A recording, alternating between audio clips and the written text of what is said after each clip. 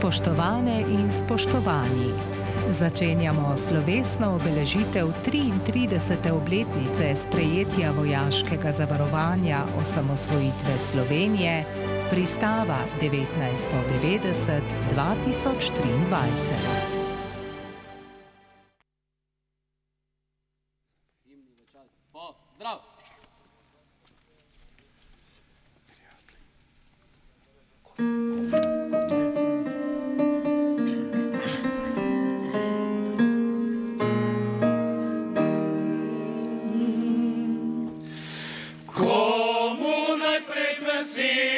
Zdravico, bratje, čmo zapit, Bog našo nam deželo, Bog živi v slovenski svet. Brate vse, kar nas je, sinov sloviče matere, brate vse, kar nas je, sinov sloviče matere, sloviče matere. Živi naj si narodi, ki krepeni dočakan dan, da kode sonce hodi, prepiri sveta Bog pregnan. Da rojak prozba vsak, ne vrakle sosed bo mejak. Da rojak prozba vsak, ne vrakle sosed bo, ne vrakle sosed bo mejak.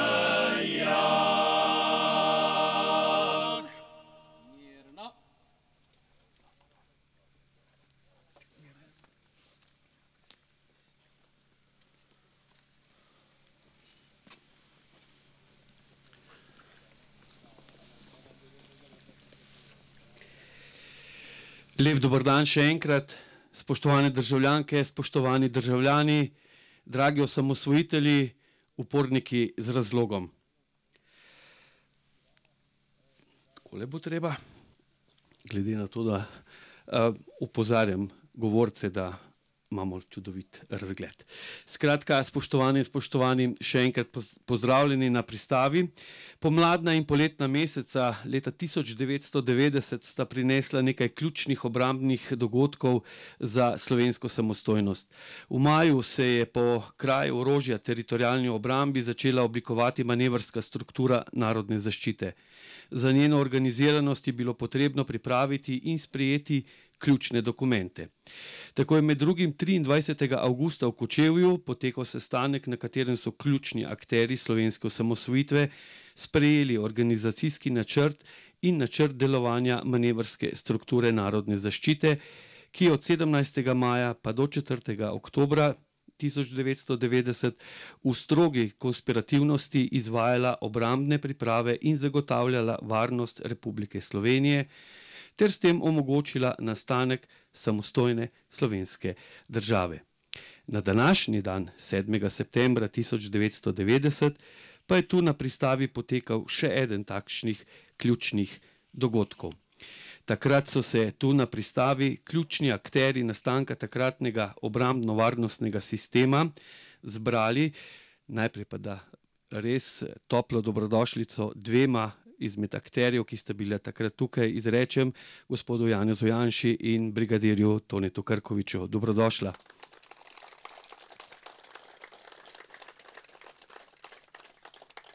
Torej, sprejeli so, predvsem pa formalizirali strateške dokumente, ki so bili temeljna podlaga za zaključno fazo organiziranja simbioze vojaško-policijske organizacije, na kateri je ob agresiji jugoslovanske armade na komaj samostojno Slovenijo temeljil učinkovit in uspešen oborožen odpor.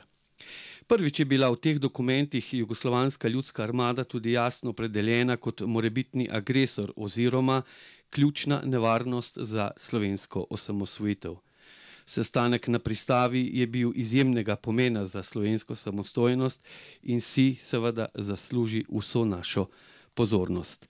To je dogodek, na katerega so in zagotovo so ponosni tudi občani Ivančne Gorice, zato sedaj k besedi vabim podžupana gospoda Tomaža Smoleta. Lepo prosim.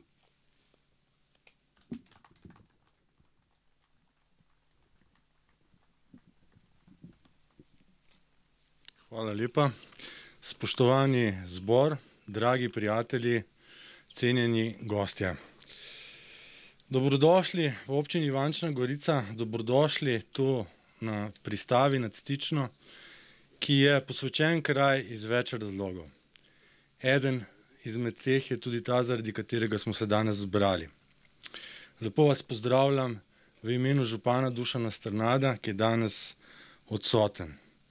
Seveda tudi z naše strani posebej lep pozdrav velja udeležencev sestankov na čelu s predsednikom Slovenske demokratske stranke Janezom Janšo, ki so pred mnogimi leti na tem mestu zasnovali temelje koncepta obrambe suverenosti naše države.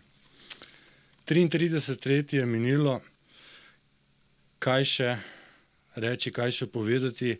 Občina Ivančna ves čas podpira obujanje in ohranjanje spomina na te dogodke, zato morda danes malce drugače. Na misel mi je prišel pregovor, ki pravi: ded zasadi drevo, oče ga neguje, vnuk uživa sadove. Pred mnogimi leti smo se v šoli šalili, ko bom velik, bom graničar na Kolpi. V Kočevju, kjer sem takrat živel, to ni bilo najbolj zdravo kričati na glas. Kolegi, ki so danes to dobro vedo. No, nekaj let kasneje se spomnim, kako sem opazoval v Kranju na Zlatem polju vojašnico in se spraševal, koliko mladih življenj bo ugasnilo. Širom po nekdanji državi sem imel veliko prijateljev po vojašnicah in nisem si znal predstavljati, kakšna bo njihova usoda.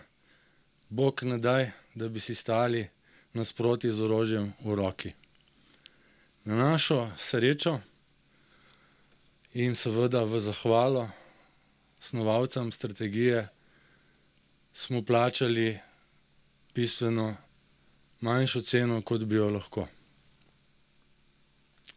Hvala vam za ta vaš prispevek, kar je pogosto pozabljeno.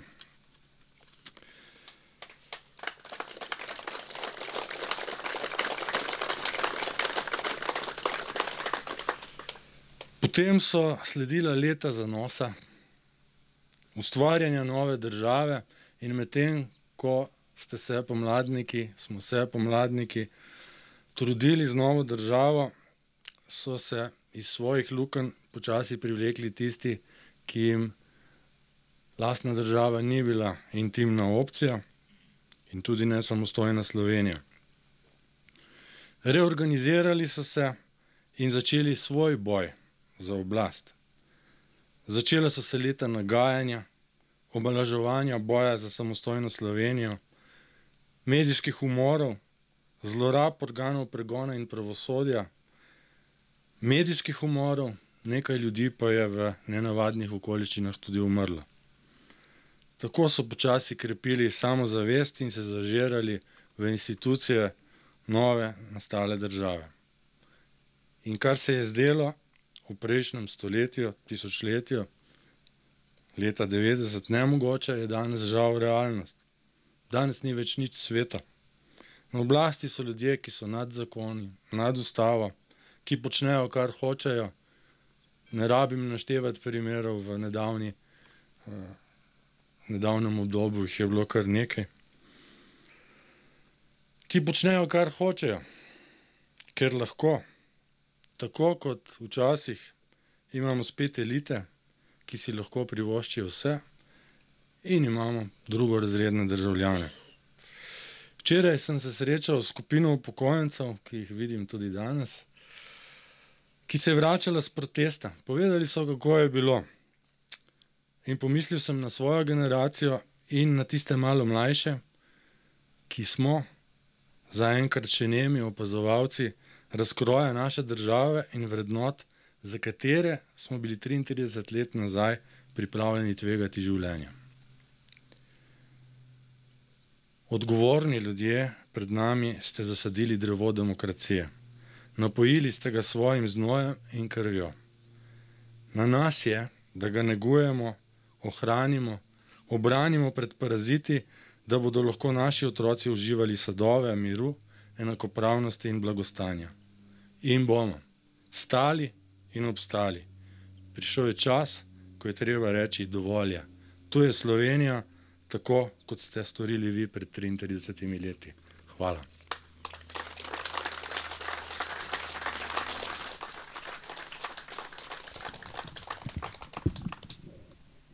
Hvala lepa gospodu podžupanu. Hvala tudi, da si spomnil, kako je bil tisti čas, ko smo na srednji šoli in gimnaziji v Kočevju nosili te bedže, zeleni so bili. Jaz sem imel potem zanimiv pogovor pri podravnateljici in pa še en profesor je bil zraven, ki je bil sicer šef komunistov na srednji šoli. Imeli smo tako zanimivo debato. Dobro je, še sem tukaj. Zdaj pa kulturni program. Peli bomo, recitirali bomo, skupino prijatelji ste že slišali, potem pa se nam bo kot recitator danes pridružil še Matej Šteh.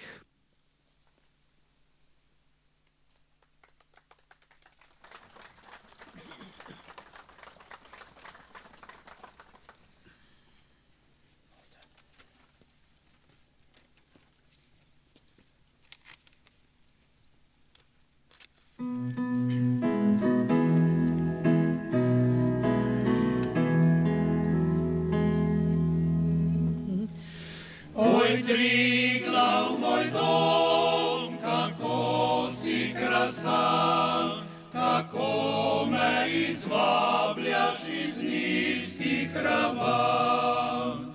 O letni vročini na strme vrhi, da tam si spočijem v samoti srci. Kjer potok izvira v skalovju hladan, oj Triglav, moj dom, kako si krasan. Oj Triglav, moj dom, oj Triglav, moj dom, oj Triglav, moj dom, kako si krasan, kako si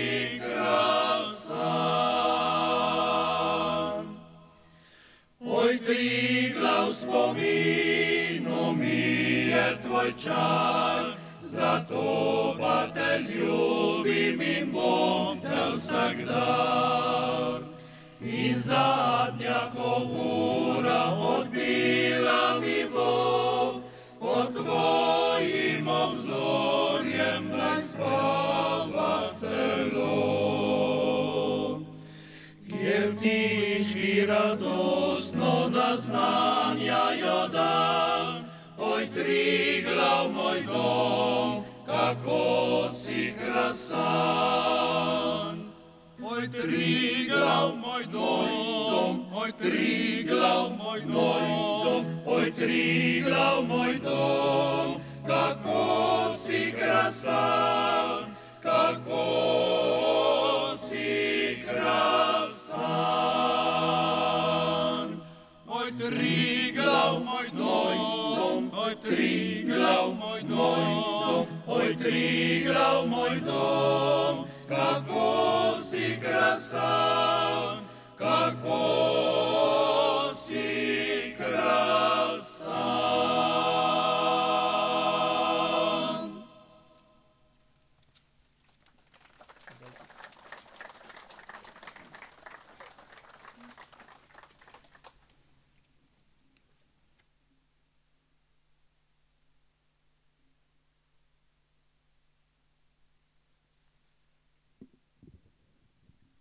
Naš prijatelj Tone Kuntner pravi v pesmi Ta luč takole.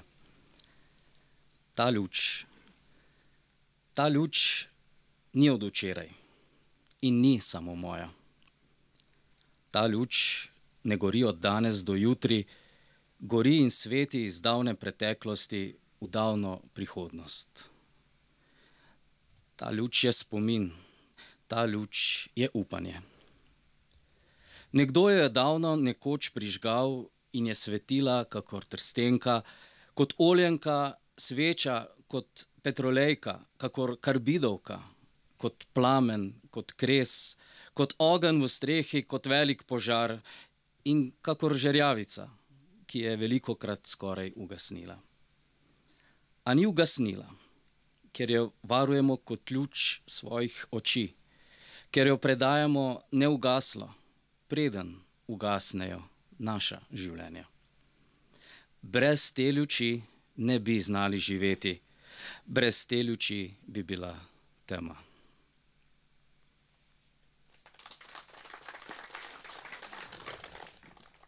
Hvala lepa. Združenje za vrednote slovenske osamosvojitve je ob 25. obletnici dogodkov tu na Pristavi obnovilo ta spomenik, pred katerim se zberemo vsako leto. Sedaj pa k besedi vabim podpredsednika Združenja za vrednote slovenske osamosvojitve, gospoda Francija Feltrina.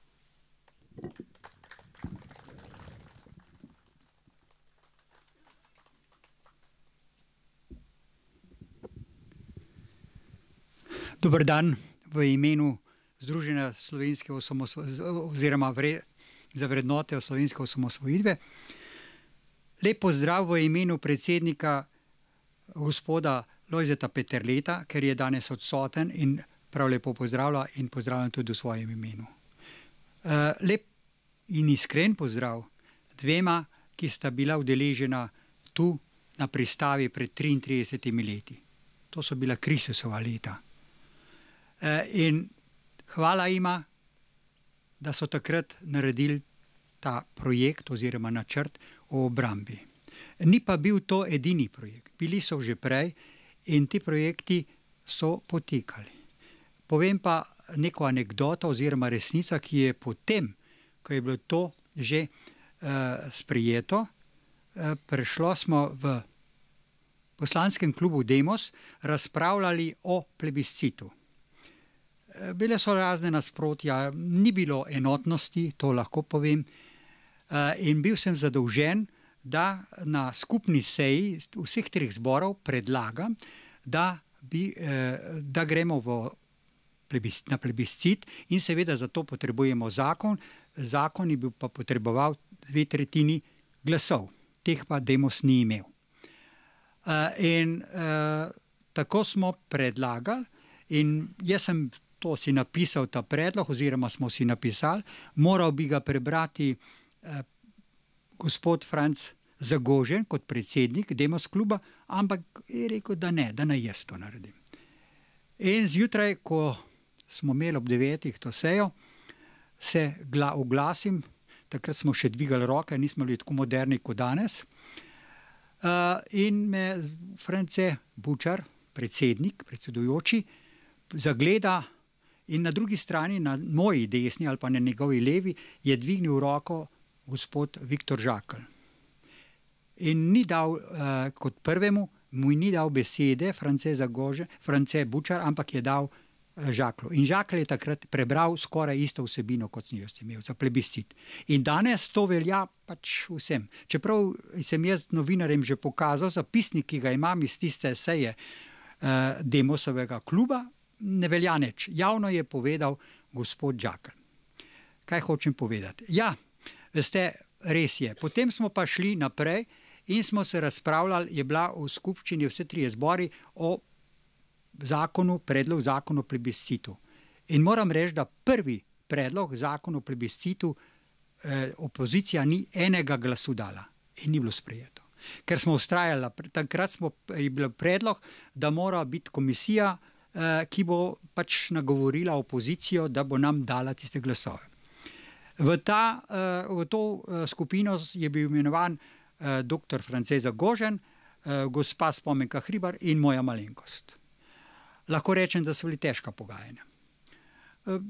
napovem, ta prvi sestanek je bil, je gospod Žakelj, ki je predlagal plebiscit, rekel, ja, veste, mi bi to naredili pol po januarja enkrat ali pa februarja. Gospod pokojni Potrč je rekel, ja, ne, mi šele 8. marcu tam nekje. Seveda Školč pa, kot je bil bolj zaspan, je rekel, veste, mi smo pa bolj taki zaspani, mladi, spomladi enkrat bi. In to je trajalo nekajkrat. Mi smo šli s tem do gospoda Kučana, je vprašal, a ste se zmenili z opozicijo, Spomenka je rekla, nič, je rekel, se ne bom pogovarjal. In smo šli od njega stran. Potem se pogovarjamo, še 4 sestanke, vsak dan smo se sestali in k mi bilo meni 5. sestanek dost, sem rekel, Spomenke Hribar, zdaj mi je pa dost, pejmo mi sami na osamosvojitev na to in bomo zmagali. Je rekla, pa kar ne bo tak, samo da mi osamosvojimo to Slovenijo, potem pa tudi, če komunisti naprej vladajo. In to imamo danes. In dobro se je vedeti, moram pa reči nekaj. Takrat sem to Spomenki rekel, na naslednji seji, ki smo jo imeli skupaj, so pristali na naše. Da bo plebiscit 23. in tako naprej. Seveda je potem je bil tudi sporazum vseh strank, takratnih parlamentarnih, da se nihče od nas, oziroma od teh strank, ne bo lastil osamosvojitve in zaslug za to. Januarja meseca so levičarji že pozabili, da so to podpisali. In so nam polena in skale metali pod sprejemanje zakonodaje, ki smo morali vse počas delati. Ni bilo lahko. In temu danes jaz pripisujem, da je pač tako, kot je bilo. Eno mojo osebno anekdoto naj povem, zakaj je danes tako, kar najbrž vsi veste. V 4. letniku srednje ekonomske šole me je eden sošolc vprašal, če se vpišem v Mladino, v partijo. Jaz sem se mu smejal, pa norca delal. In me je prijavil ravnatelju. Ravnatelj me pokliče, prvoborc, Kamničan, spomeničar in član Zveze komunistov na šoli in tako naprej, oziroma je bil predsednik. Me je tako štev in potem mi je pa rekel, fant, star si 18 let, jaz te lahko dam na Goli otok na prevzgojo. Takrat seveda sem se pa jaz malo spepelam, posud sem rekel, veste kaj, tovariš ravnatelj, jaz sem krščansko vzgojen, ampak še eno je, moj oče je bil Tigrovec, pa moja družina vsa Tigrovca. A ja, je rekel. In takrat si je dvignil in je rekel, veš, fant, nekaj si zapomnil.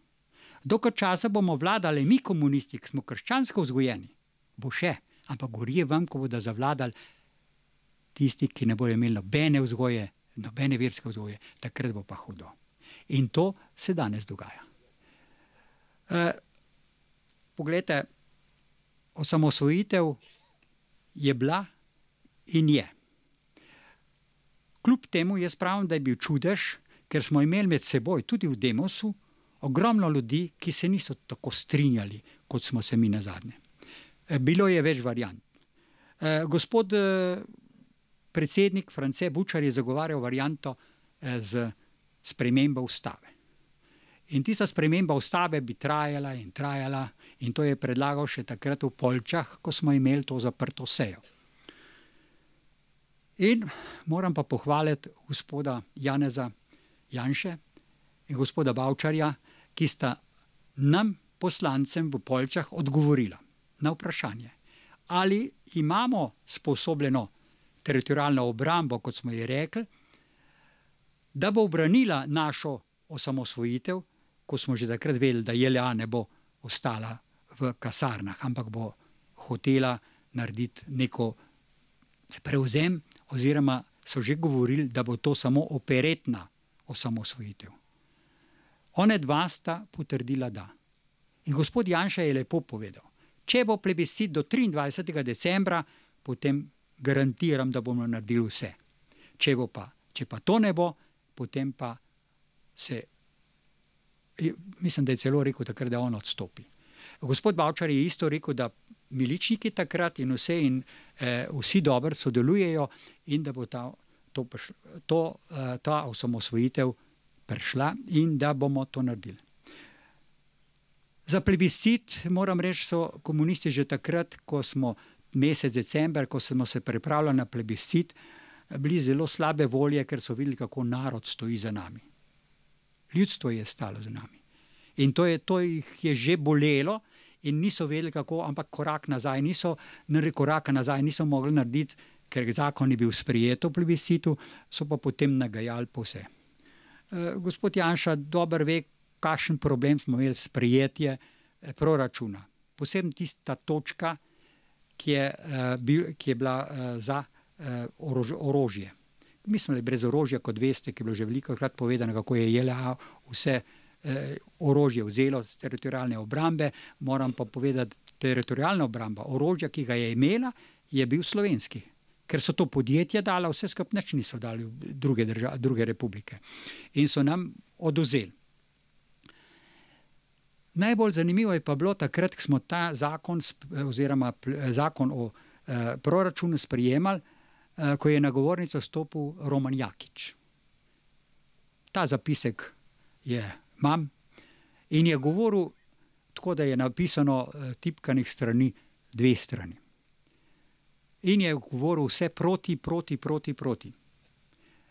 Za njim je bil se je javil Aksentijevič, general. Zdaj. In ko je prišel na vrsto, ga pokliče gospod predsednik, predsedujoči France Bučar, in pa je rekel, hvala lepa, je rekel, se je Roman boljše povedal, kot bi jaz.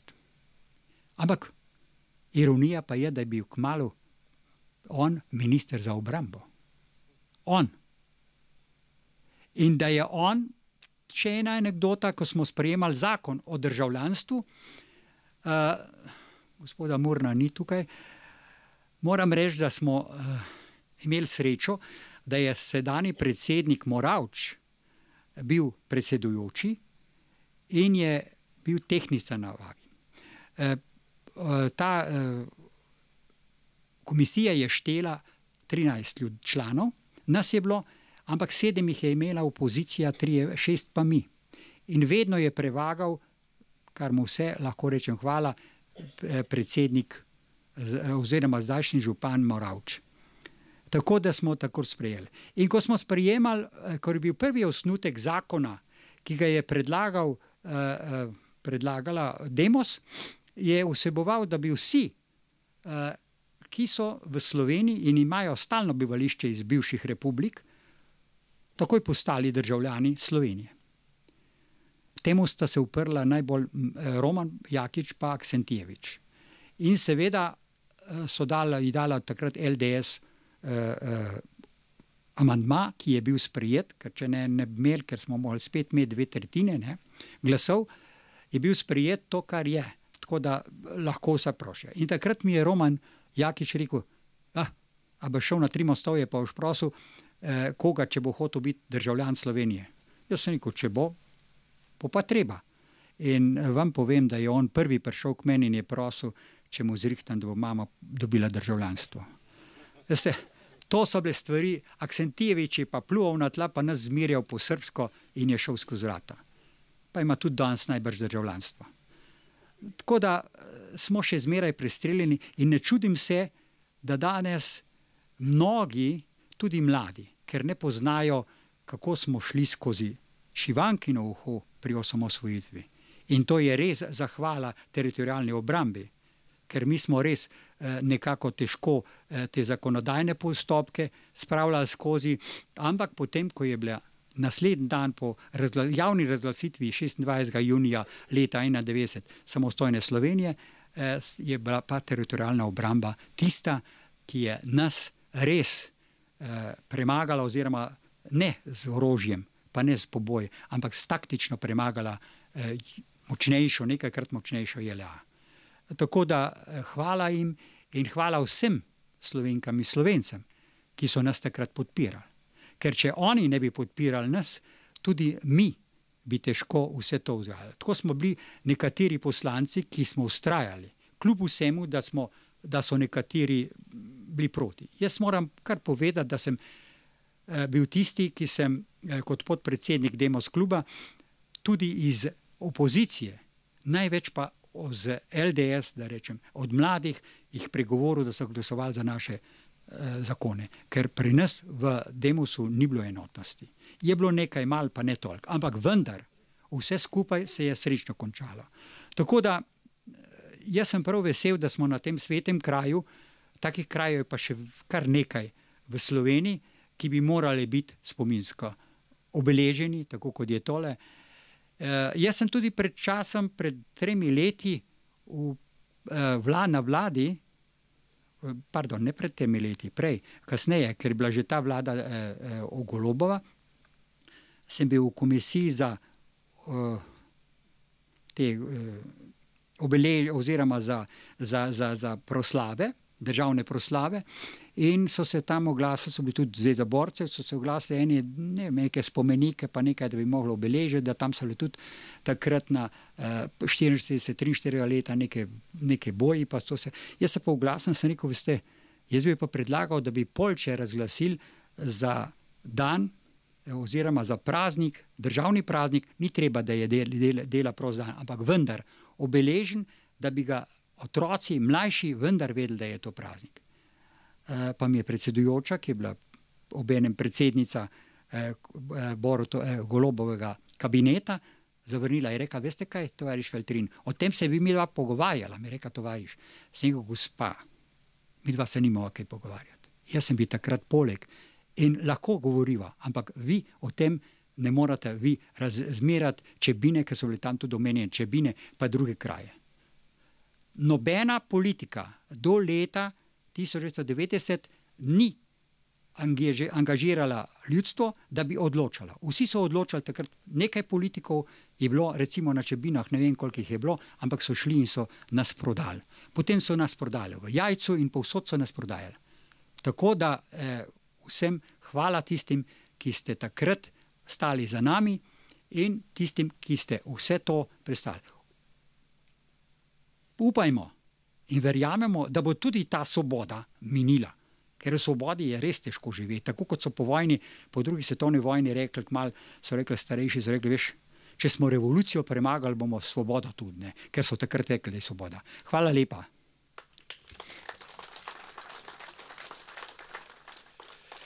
Hvala lepa podpredsedniku gospodu Feltrinu, sedaj pa spet glasbeni in recitatorski vložek.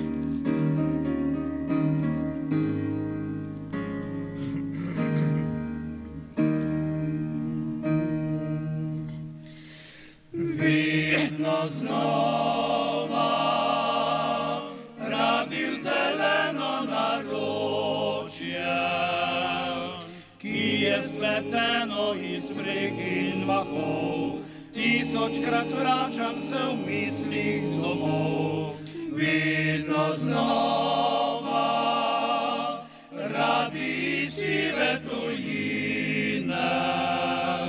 V sanjah kodiček pobegnil nazaj, tihi zeleni raj.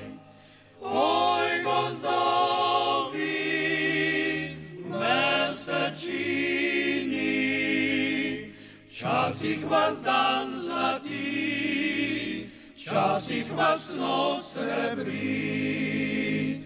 Mesečini so spomini, vidno ste v srcu z mano, vidno ste v snu z menoj.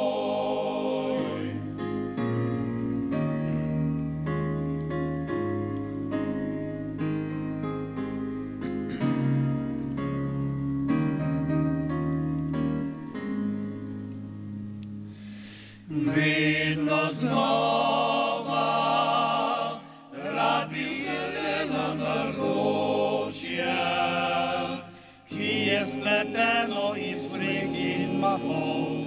Tisočkrat vračam se v mislih domov, vidno znova, rabi sive tujine. V sanjah vodiček pobegnil nazaj, tihi zeleni raj.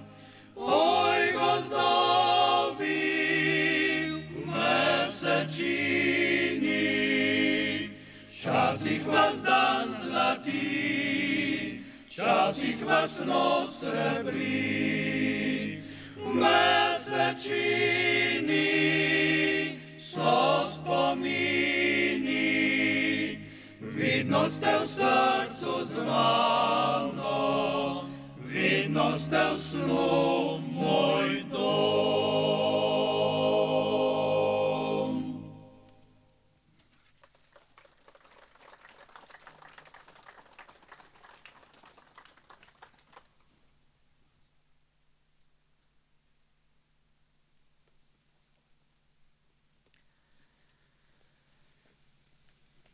Kdo je sanjal?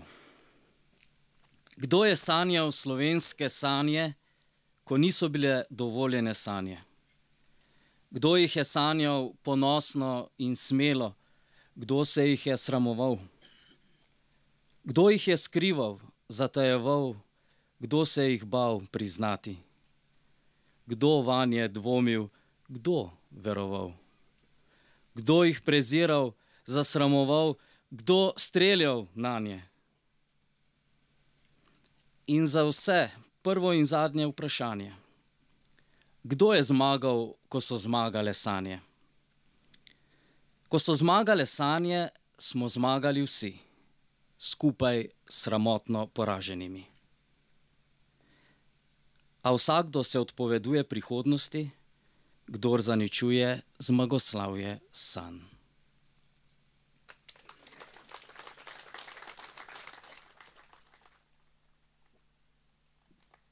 Hvala lepa, Matej, hvala lepa seveda tudi Tonetu, ki je spisal te prečudovite stihe. Torej, spoštovani in spoštovani, 7. septembra leta 1990 so se tukaj sestali najpomembnejši tvorci manevrske strukture. Igor Bavčar, Janez Janša, Tone Krkovič, Vinko Beznik in Jože Kolenc. Na sestanku so analizirali nastali položaj in dotedanje ukrepe pri organizaciji manevrske strukture, dorekli so globalni načrt delovanja narodne zaščite, še posebej sodelovanje milice, ki je bila neločljivi del manevrske strukture. Tone Krkovič je pripravil in predstavil predlog vojnega načrta, predstavil je tudi dokončno organizacijsko shemo MSNZ-ja ter druge ukrepe na podlagi navedenih dokumentov. Po sestanku je pripravil tudi nujne delovne dokumente in delovne karte. Sestanek na pristavi je prišel v zgodovino, saj je bil na njem sprejet in potrjen dokument za vojaško zavarovanje osamosvajanja Republike Slovenije. Spoštovani in spoštovani, slavnostni govorec ob 33. obletnici teh pomembnih dogodkov je član predsedstva Združenja za vrednote slovenske osamosvojitve, gospod Aleš Hojs. Prosim.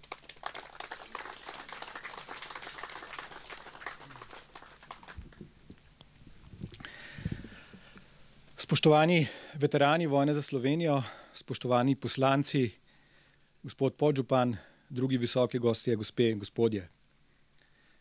Dovolite, da ta svoj govor začnem z pozivom, da se spomnimo vseh tistih padlih v naši osamosvojitveni vojni, posebej, da se spomnimo enega od fantov, ki je takrat bil tukaj, tudi lani je bil tukaj, pa ga med nami ni več, torej Vinka Beznika.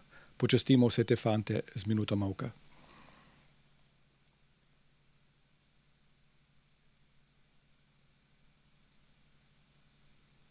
Slava jim. Naj nadaljujem pri Vinku. Ponovadi govorimo o pokojnih vse dobro, pa vendar je potrebno povedati, da je tudi resnico.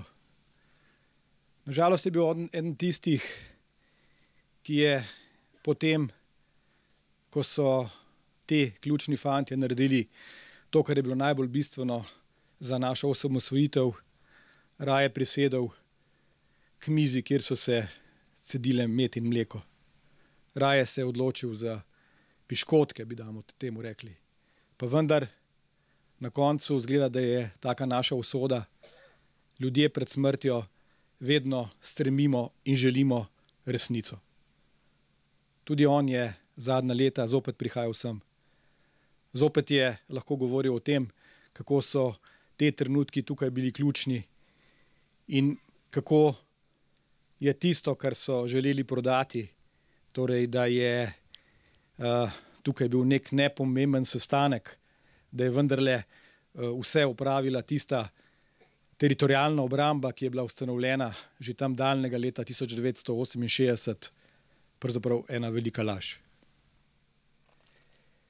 Ko me je Uroš pozval te dni, da zopet slavnostno spregovorim, moram reči, da sem se kar precej branil.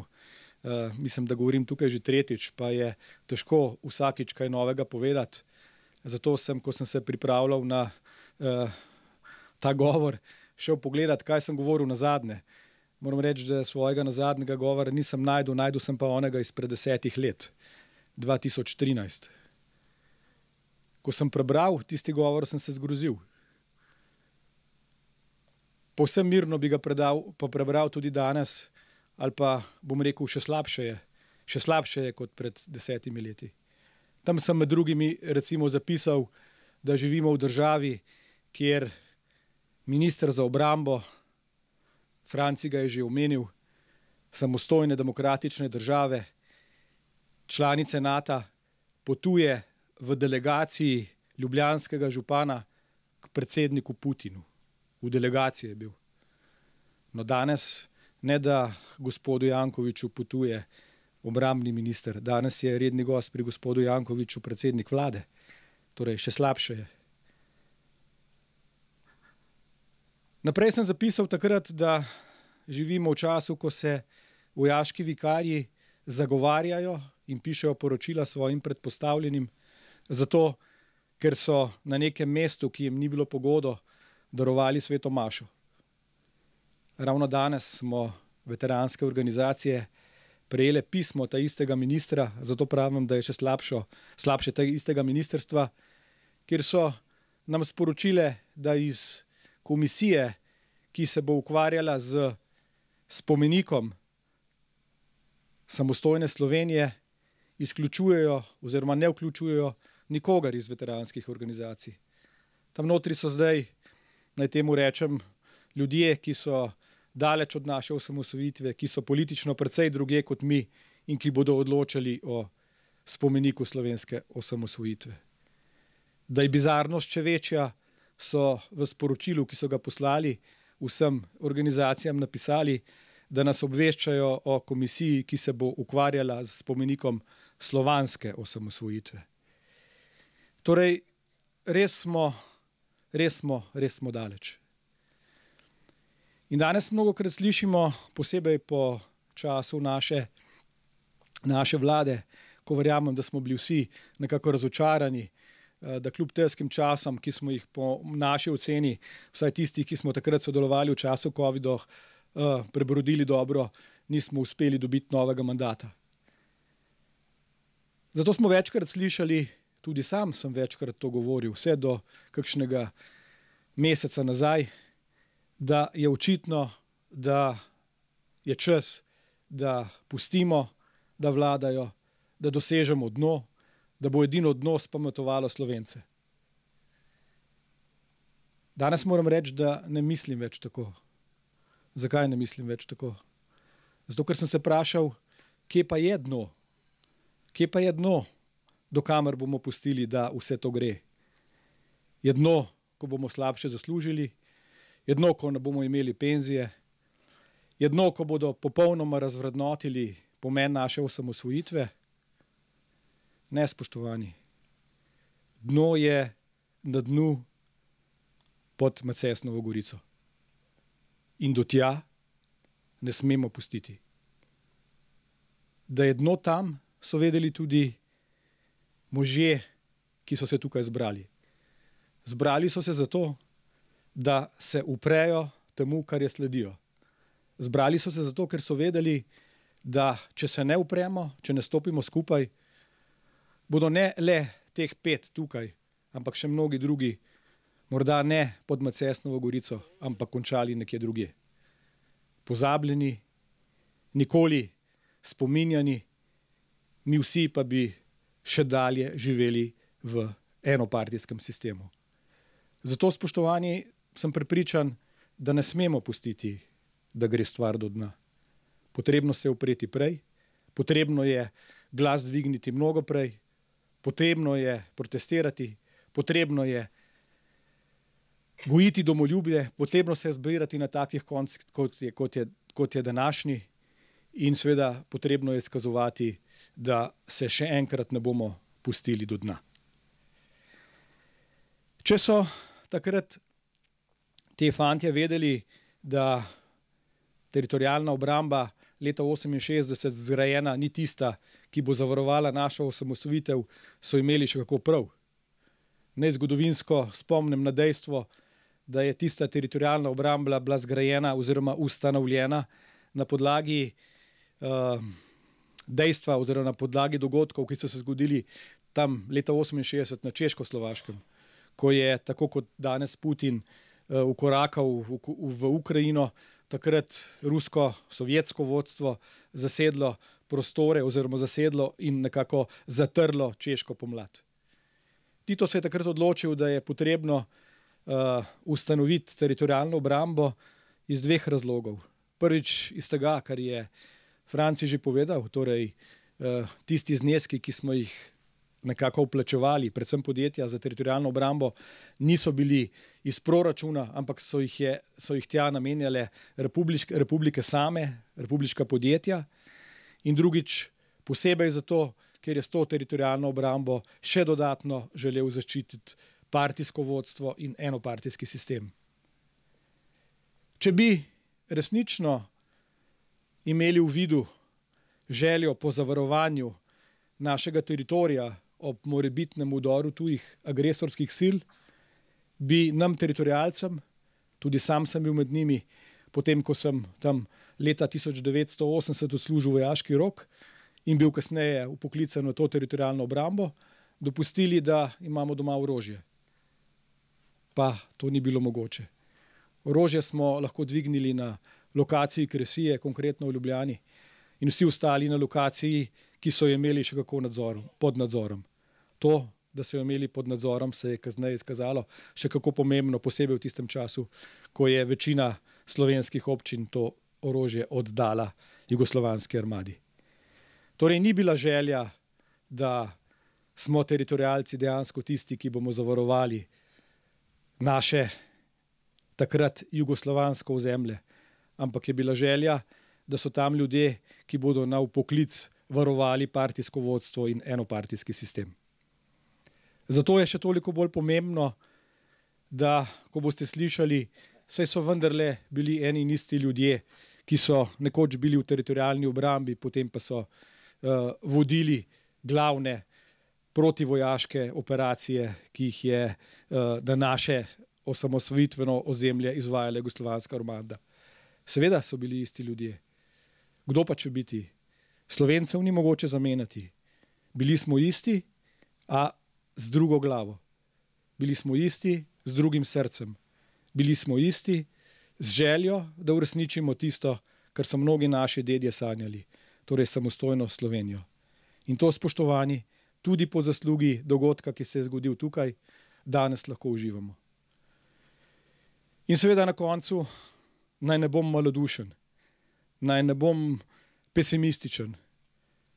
Zato daleč je dno, spoštovani, daleč je dno, dokler znamo delati, dokler se znamo veseliti, dokler je v naših srcih naša domovina in dokler vemo, da smo zato, ker imamo to domovino, odgovorni našim vnukom in manj tistim, ki so bili takrat zraven, ki so jo ustvarjali.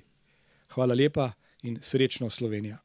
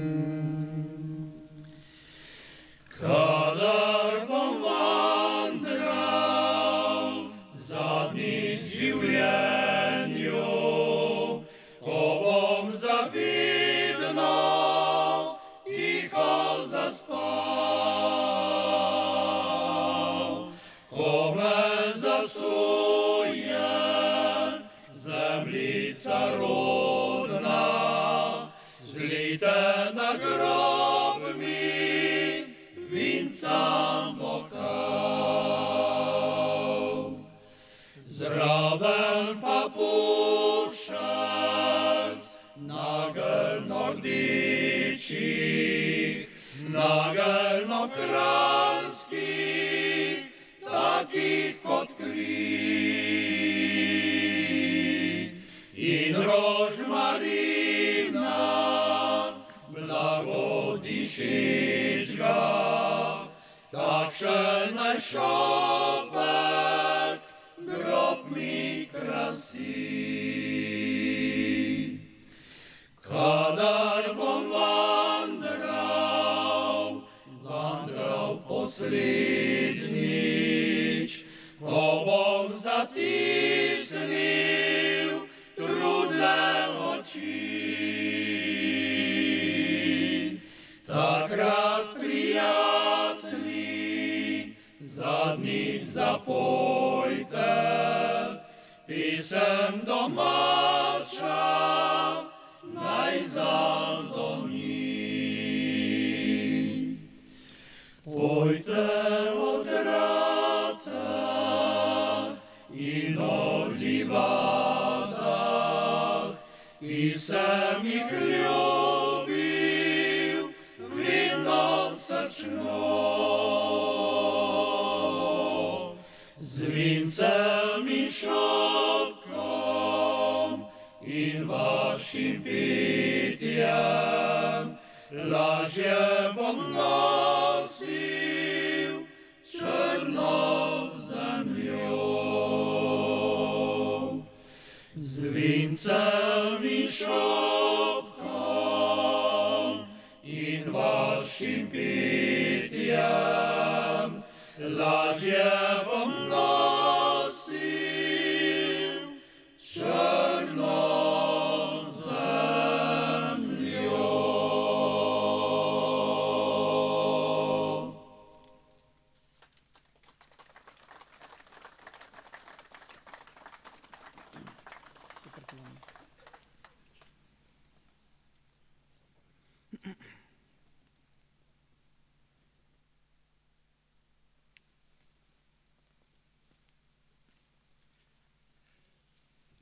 Hvala lepa vokalni skupini Prijatelji. Spoštovane in spoštovani, ključ zmage nad agresorjem je bil, kot je pred nekaj leti tu na pristavi dejal prvi načelnik Slovenske vojske, brigadni general Tone Krkovič, pravilni oceni in dojemanju izhodiščnega položaja ter pravočasnih pripravah na agresijo, ki se je kasneje tudi zgodila. Spoštovane in spoštovani, Slovenci smo upravičeni, lahko ponosni na takratna častna in pogumna narodna zavedanja, dejanja, ki so nam leta potem v juniju mesecu 1991 prinesla največ, kar imamo, svojo lastno domovino Slovenijo. Hvala vam lepa, spoštovani in spoštovani, da se vedno dobimo ob teh pomembnih dogodkih, da obujamo spomine na častni čas slovenske osamosvojitve. Hvala vam, da ste v srcu Slovenci. Bog vas živi in Bog nam živi Slovenijo. Lep pozdrav.